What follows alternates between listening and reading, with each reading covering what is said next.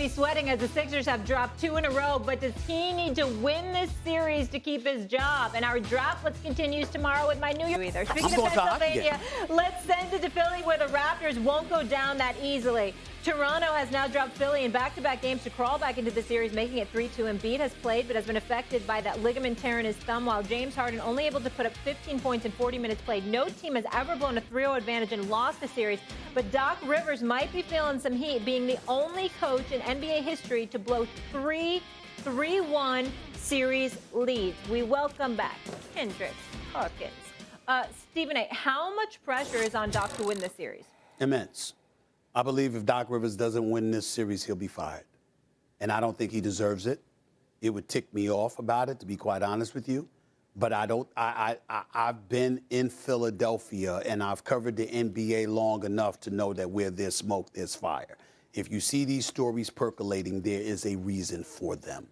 And the fact that you hear about D'Antoni, who's always behind the scenes lurking to get another job. And I'm not knocking him from that. It's not a criticism. The man wants to coach. He loves to coach. And if he has an opportunity to be employed, that ain't his fault. But he's always lurking because he's good enough to constantly be in the mix for coaching opportunities that may present themselves. He's good enough to justify that when he comes into your stable, he can win 50 or 60 games for you and make a run in the playoffs. He's good enough to pull that off. Offensively, he's brilliant. So because of that, the fact that he's always lurking, and both Daryl Morey and James Harden are in Philly, and they feel like they had unfinished business in Houston, I think the combination of all those things has Doc Rivers in a world of trouble. He's got to win this series, Perk. It's that simple. Well, I agree. I agree. The Philadelphia 76ers overall has to win this series, and I think they will. I had them beating the Raptors in 6. But here's the thing. This is not James Harden's team anymore. This is Joel Embiid's team. Right. Okay, so at the end of the day, you got to make sure that Joel Embiid is happy. Nobody gives a damn about James Harden being happy and who he wants to be the coach. It's about who Joel Embiid wants to be the coach, not James Harden. So Daryl Morey is actually walking a fine line and straddling the fence that he might not be wanting to straddle. Because if you're picking and choosing who you want to please out of James Harden and Joel Embiid, right now you better be trying to please Joel Embiid. And if Joel Embiid make a stance, and just say hypothetically, that they lose this series, and Joel Embiid says, I want Doc Rivers as my coach, then damn it, Doc Rivers is going to be the coach. They don't care what James Harden and Daryl Morey want D'Antoni. If Joel Embiid say he want Doc, Doc is going to be there next year. But I will pause, Perk. And I'm asking you to pause, not because of an opinion. I'm not debating you at this moment. We're going to switch gears. I got a question. Who do you believe at this moment in time Joel Embiid would support? Doc Rivers or Daryl Morey? Doc Rivers. Okay. And I'm going to tell you why. I'm listening. Doc Rivers and Joel relationship is like no other. Joel should win the MVP. Joel was able to be the best version of Joel Embiid under Doc Rivers. Who's to say Joel Embiid is going to be the best version of Joel Embiid under Mike D'Antoni? See, that's the thing that we all have to realize. So you bring in Mike D'Antoni, who is he going to cater to? Is he going to cater to James Harden? He's going to be to James Harden, not to Joel Embiid, and that's a mistake. And that's a mistake. And that's something that we all have to think about, because think about this. The Philadelphia 76ers, you know this, Stephen A., the fans in Philly, they're no fools. And so at the end of the day, they know what they have in Joel Embiid. Like I said, we're watching the James Harden that's on the decline.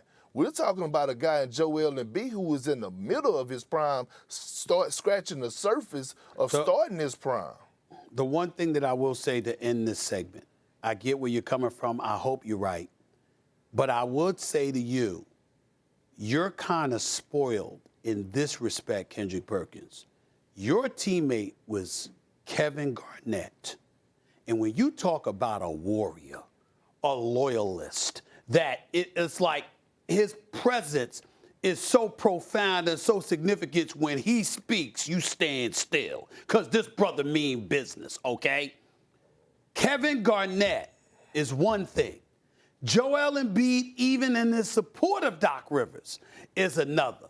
If Joel Embiid had that kind of personality, I wouldn't be concerned at all. right. Mali. Let me get in one more commercial break. 10 yeah. seconds. 10 seconds, got you. 10 seconds. And even if Doc Rivers do lose this series and they decide to part ways, guess what? He'll just be the coach of the Lakers. Carry on. Yeah.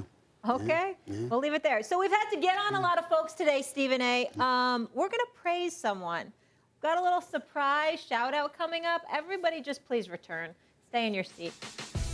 The preseason favorites to start the year, the Brooklyn Nets, and it all fell apart. It ends like that. You start thinking about the whole year. Still asking why. I mean, I was out, Kev was out, James gets traded. It's just a culmination of things that happened throughout our year. A lot of stuff that happened throughout the season need to go well in order for you to be a good team. And a lot of things didn't go our way.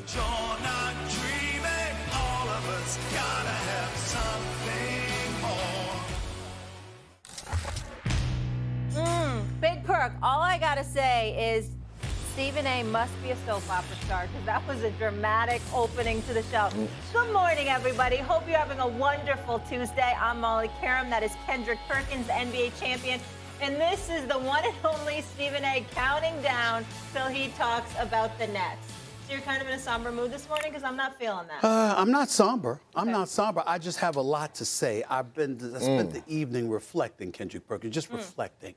And I have a lot to say, but not before I hear what my man Big Perk has to say. Good morning, Molly. Good morning. How All you right, doing? let's do this. So the preseason favorites to win the title, the Brooklyn Nets, got swept on their home floor last night. KD finally looked like himself, putting up 39, 7-9, but it wasn't enough. And Ben Simmons was not on the bench after his back soreness resurfaced, had him out once again for Game 4. KD, how would you characterize this season? No regrets. I mean, it happens. You know, no crying over spilled milk. It's about how we can progress and get better from here. We can't have no regrets on what we did. It just played out the way it played. I felt like I was letting the team down at a point where I wasn't able to play. You know, we were trying to exercise every option for me to play, but I never wanted to just be about me. And I think it became a distraction at times. And when I say I'm here with Kev, I think that it really entails us, you know, managing this franchise together alongside Joe and Sean and just our group of family members that we have in our locker room, in our organization. You know, so it's not just about me and Kev. I don't want to make it just about that. We're cornerstones here, but you know, we have a few other guys that are on contract, and I think we just got to make some moves this offseason, really talk about it, and really be intentional about what we're building. Big Perk, I'll start with you. How would you recap this season for the Brooklyn Nets? Well, I mean, a complete disaster.